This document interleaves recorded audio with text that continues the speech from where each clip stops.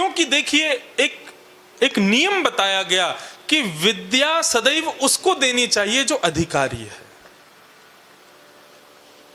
यदि अनधिकारी को विद्या दे देते हैं तो विद्या श्राप देती है देने वाले को। बहुत ध्यान से सुनिएगा मेरी बात को। यदि अनधिकारी को आप विद्या प्रदान करते हैं तो जो विद्या आपके पास है वो आपको शापित कर देगी।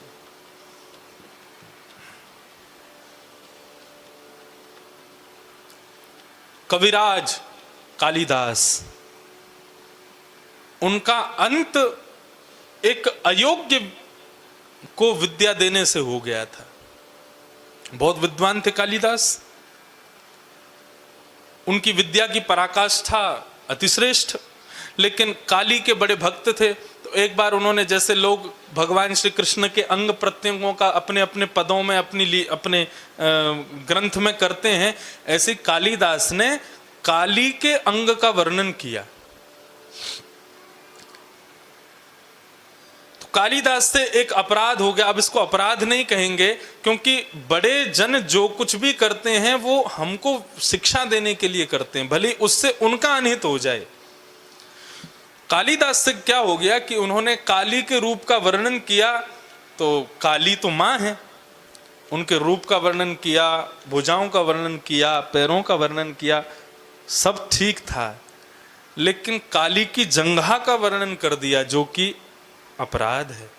वो मां है, आप मां के अंग प्रत्यंगों का वर्णन नहीं कर सकते, वो वर्णन योग्य नहीं है। लेकिन कालिदास के मन में ये विकार नहीं था। पढ़ने वालों में तो विकार है। कालिदास ने वर्णन कर दिया, पढ़ने वालों ने उस पर ऑब्जेक्शन कर दिया, बोले कि काली की जंघा का वर्णन कर रहे हैं। सब क्रोधित हो गए कालिदास से। कालिदास से क्रोधित हुए तो जिस राज्य में वो रहते थे वहां के सब लोगों ने कालिदास को देश निकाला करने के लिए राजा को प्रेशर दिया, बोले इनको निकालो यहां से, इन्होंने बहुत बड़ा अपराध किया है। राजा कालिदास के शिष्य थे, लेकिन फिर भी एक राज्य पदवी पर होने के कारण प्रजा की सुनना उनका अधिकार था। उन्होंने कालिदास को निकाल दिया। कालिदास दूर नगर में कहीं रहने लगे। बहुत समय बीत जाने के बाद में एक दिन राजा का मन बड़ा व्यथित हो गया, व्याकुल हो गया। मन में सोचने लगा, मेरे गुरुदेव ने इतने अच्छे अच्छे काम किए, हमने केवल एक अपराध के पीछे सब छोड़ दिया। उन्होंने एक अपराध किया और हमने उनकी सारी कृपाओं को भूल गए। बहुत बड़ी गलती हो गई, उनको देश से निकाल के मैंने बहुत बड़ा अपराध कर दिया, मेरे गुरुदेव को वापस लाओ। खोजने लगे तो कालिदास मिले नहीं। तब राजा विद्वान था, कालिदास का शिष्य था, तो राजा ने एक श्लोक लिखा और वो श्लोक आधा लिखा और कहा कि भाई जो इसको पूर्ण कर देगा मैं उसको 100 सोने की मोहर दूंगा। क्योंकि राजा जानता था सिवाय कालिदास के इसको पूरा कोई नहीं कर सकता। श्लोक क्या था? कमलेत कमलोत्पत्ति श्रूयते न तु दृश्यते। आधा श्लोक। कमल से कमल उत्पन्न होता है, ये केवल सुना गया है, देखा कभी नहीं गया।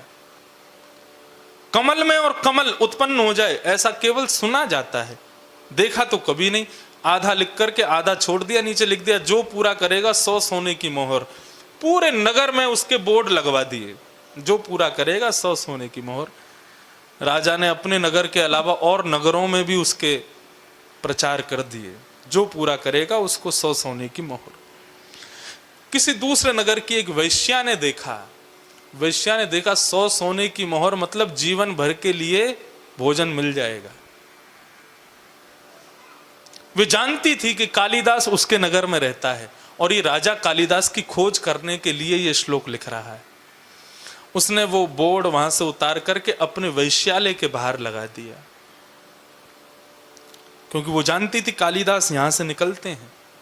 और विद्वान का एक गुण होता है, यदि वो अपने से जुड़ी हुई कोई चीज देख ले तो उसको पूर्ण करके ही फिर आगे कुछ करता है। तो कालिदास जैसे ही वहां से निकले, कालिदास ने देखा कमलेत कमलोत्पत्ति श्रूयते न तु दृश्यते। नीचे वाले पंक्ति तो पूरी की नहीं किसी ने। कालिदास से रुका नहीं गया, तुरंत उन्होंने सिड्डी ली और चढ़ गए ऊपर और नीचे लिख दिया, बाले त्वं मुखाम भोज कथम इंद्रि वरद्वयम। उनका भाव क्या था? कमल से कमल उत्पत्ति होती है, सुना गया है, देखा नहीं गया। कालिदास कहते हैं श्याम सुंदर का मुख कमल है और उस मुख कमल पर 2 नेत्र कमल हैं, हो गई कमल से कमल की उत्पत्ति। ठाकुर जी का मुख कमल है और उस मुख कमल पर 2 नेत्र कमल हैं, तो कमल से कमल उत्पन्न हो गया। कालिदास ने श्लोक पूरा किया, किसी ने जाके वैश्या को बताया, बोले तुम्हारा श्लोक पूरा हो गया। वैश्या निकल करके बाहर आई, उसने कालिदास के चरणों में प्रणाम किया। उसने कहा 100 सोने की मोहर तो मेरे नाम हो गई, लेकिन राजा को यदि कालिदास मिल गया तो क्या पता उसने मुझे मोहर नहीं दी, तो क्योंकि श्लोक तो इन्होंने पूरा किया है। उन्होंने कहा यदि कालिदास जीवित रहेगा तो मुझे 100 सोने की मोहर नहीं मिल पाएंगी। छल करके कालिदास को अपने घर में ले आई, आप मेरे यहाँ थोड़ा प्रसाद पा लीजिए। कालिदास भी कृपा करने के भाव से उनके घर में गए। वैश्या ने घर का दरवाजा बंद किया और जल में किसी व्यंजन में विष मिलाकर के कालिदास को दे दिया। कालिदास की मृत्यु हो गई और उनका शव एक नदी में फेंक दिया। और वैश्या ने जाकर के वो मंत्र जो पूरा हुआ था वो जाकर के राजा के सामने प्रस्तुत कर दिया। राजा ने जैसे ही श्लोक देखा, वैश्या से बोले किसने लिखा है ये? वैश्या बोली मैंने लिखा है। तुरंत राजा ने तलवार निकाल दी। बोले तुम एक नगर की वैश्या और तुम्हारे मन में इतना पवित्र भाव हो ही नहीं सकता, सच बताओ किसने लिखा है? बंदियों ने सैनिकों ने बंदी बना लिया, हाथ पैर बांध लिए उसके, बोले सत्य बता किसने लिखा है? तो बहुत कहने के बाद वो वैश्या कहती है कालिदास ने लिखा। राजा ने तलवार दूर फेंक दी, चरण पकड़ ली, बोले मेरे गुरुदेव कहाँ हैं? तू सो नहीं, तेरे को 500 मोहर दूंगा, लेकिन मेरे गुरुदेव का परिचय दे, वो कहाँ हैं? वैश्या घबराने लगी, कैसे बताऊं?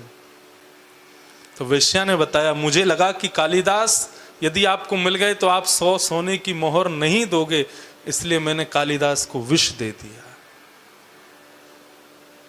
उसी समय राजा ने उस वैश्या का सर धड़ से अलग कर दिया। कालिदास के शव को खुजवा करके उनका अंतिम संस्कार किया। अंतिम संस्कार करके राजा का मन बड़ा व्याकुल, वे अपने गुरुदेव के पास, दूसरे गुरुदेव एक संत थे उनके पास गए और जाकर के कहा महाराज इतना बड़ा ज्ञानी, इतना बड़ा ज्ञानी कालिदास और ऐसी ऐसी ऐसी मृत्यु। कहां तो भगवान वेदों में कहते हैं रते ज्ञानान्न मुक्ति, ज्ञान के बिना मुक्ति नहीं मिलती, और इतना बड़ा ज्ञानी कालिदास जिसने संपूर्ण जीवन अपना ज्ञान युक्त होकर के भगवान की सेवा में व्यतीत कर दिया, आज उसकी इतनी दर्दनाक मृत्यु क्यों?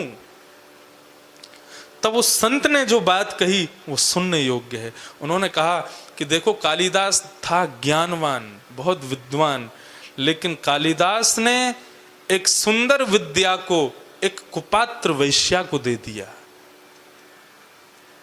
जो ज्ञान वहां लिखा उन्होंने, उसकी योग्य नहीं थी वो वैश्या। उस सुंदर विद्या को एक कुपात्र वैश्या को उन्होंने दे दिया, इसलिए विद्या ने ही उनको शाप दे दिया।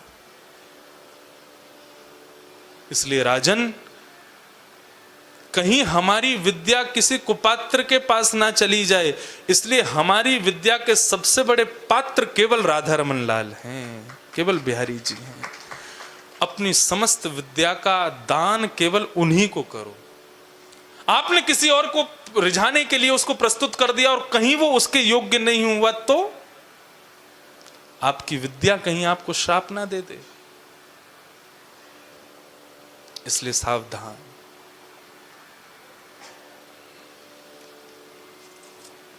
विद्या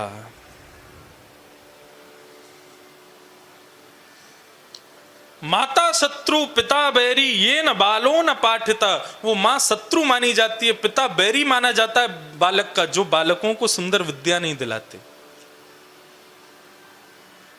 विद्यालय की विद्या प्राप्त करना बहुत जरूरी है, लेकिन ये भगवदीय विद्या, आजकल के माता पिता कहते हैं अभी बालकों को पढ़ने दो, स्कूल पूरा हो जाए, कॉलेज पूरा हो जाए, फिर ले जाएंगे सत्संग में। फिर नहीं आने वाला वो, फिर नहीं आएगा,